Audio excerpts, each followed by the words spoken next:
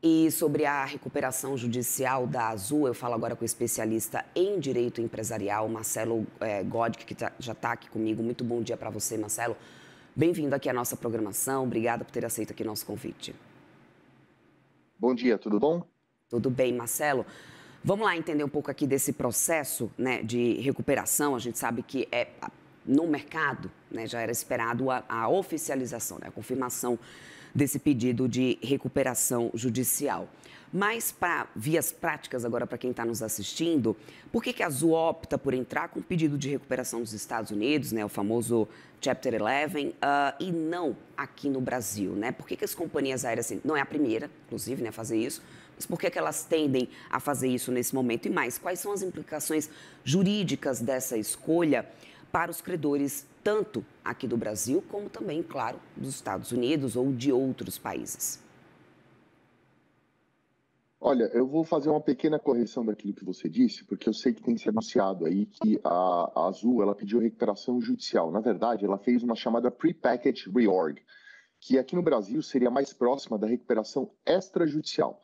Ela fez acordo com alguns credores e ela, como diz a expressão em inglês, ela pré-empacotou aquele acordo e pediu a homologação judicial. Isso pode reduzir substancialmente o tempo de trâmite desse processo na justiça americana. Boa parte desses credores, ela se encontra aí lá nos Estados Unidos e, por conta disso, eles preferiram entrar com esse processo lá. O processo tende a ser um pouco menos burocrático também, mesmo numa recuperação judicial tradicional.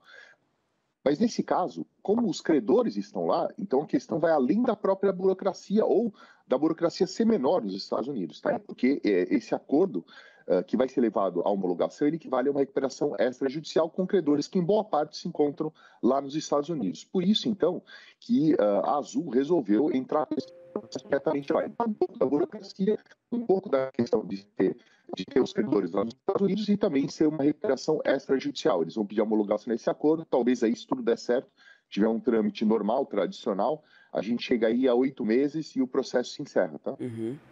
E nesse caso, bom, a Azul afirma, né, em todo, inclusive no documento que a gente acompanhou de divulgação da companhia, que renegociou mais de 90% de suas dívidas com arrendadores, né?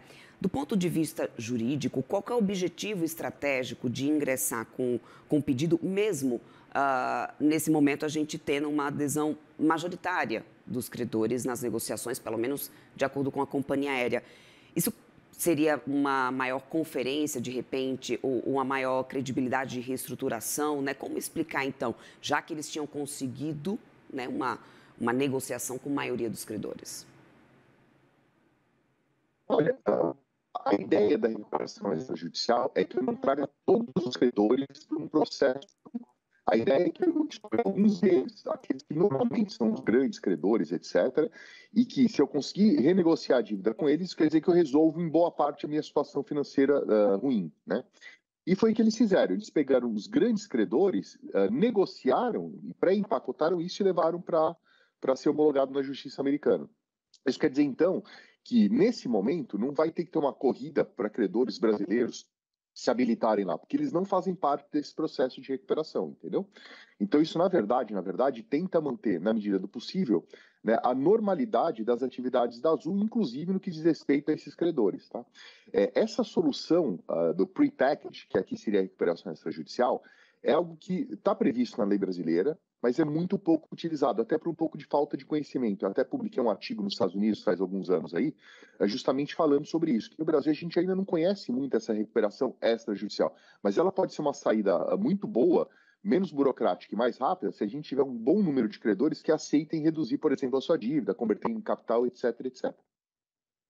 Bom, Marcelo, como que o judiciário brasileiro, e aí eu quero aproveitar aqui um pouco, né, da tua experiência para tentar explicar um pouco para a gente, como que o judiciário brasileiro costuma reagir quando a gente tem um pedido desse por parte de uma companhia, né, de um Chapter 11, sem antes mesmo um processo formal iniciado no país de origem? Assim, existe algum tipo de conflito de jurisdições ou também, né, de credores acabarem questionando legitimamente esse tipo de decisão da companhia? Existe brecha para isso? Na verdade, não. A gente não tinha, até pouco tempo, um dispositivo na Lei de Recuperação e Falência que permitia uma cooperação internacional entre um juiz brasileiro e um juiz, por exemplo, americano, como é o caso da Azul. Tá? Mas a lei foi reformada há alguns anos e ela passou a permitir claramente, expressamente, né, uma cooperação entre, por exemplo, um juiz americano e um juiz brasileiro, sendo que, no caso aí, a recuperação ela está sendo proposta lá nos Estados Unidos. Tá? Então, poderia hoje, com base nessa lei, haver uma cooperação direta entre juiz brasileiro e juiz americano para, por exemplo, aqui no Brasil, se reconhecer como válido esse processo lá. Mas como esse processo ele é extrajudicial, você não vai ter, na verdade, nem chegar a esse embate, né? Porque aqueles credores, vamos assim dizer, que são afetados por essa recuperação extrajudicial, eles já aceitaram e já assinaram um acordo que está sendo levado para homologação agora.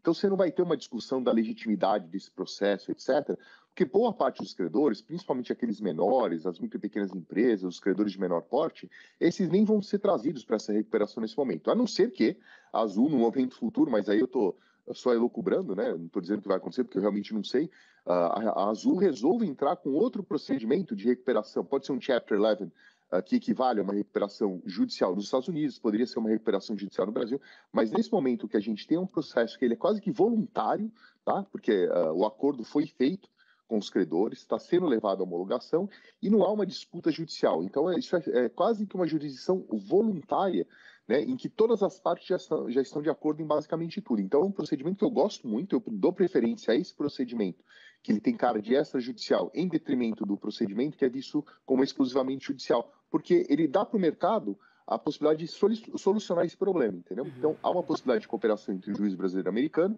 e é um acordo que, normalmente, ele leva a um bom resultado, vamos assim dizer.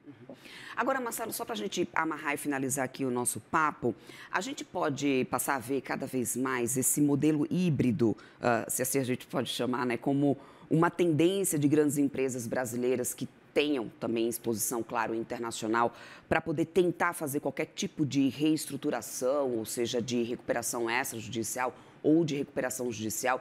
Você vê uma tendência isso acontecendo? Eu te pergunto isso porque a Azul não é a primeira. Eu imagino também que não será a única a fazer isso. E eu não sei se, de repente, aí há também uma preocupação por parte das empresas e uma questão de uma previsibilidade e eficiência melhor das leis aqui no Brasil. Como que você avalia isso? Olha, hoje a lei, ela permite ao mercado tentar resolver um problema que, por exemplo, na lei antiga, que era da lei da concordata, não havia essa possibilidade. Então, a porta está aberta, as empresas que têm contatos suficientes nos Estados Unidos, elas podem utilizar a jurisdição americana para resolver esse problema. Então, eu acho que hoje a gente tem muito mais soluções que o que a gente tinha antes, tá? Então, os caminhos estão abertos, eu vejo com bons olhos isso, e, para mim, a intenção da Azul realmente é se recuperar. Tá? E outras empresas que queiram seguir o mesmo caminho, trilhar o mesmo caminho, eu acho que existe uma possibilidade muito grande aí. É uma boa solução na minha visão, tá? Perfeito, Marcelo. Eu quero muito agradecer a tua participação aqui conosco, agradecer o teu tempo. Seja sempre bem-vindo aqui à nossa programação. Até uma próxima. Eu que agradeço. Um grande abraço. Até mais. Bom dia.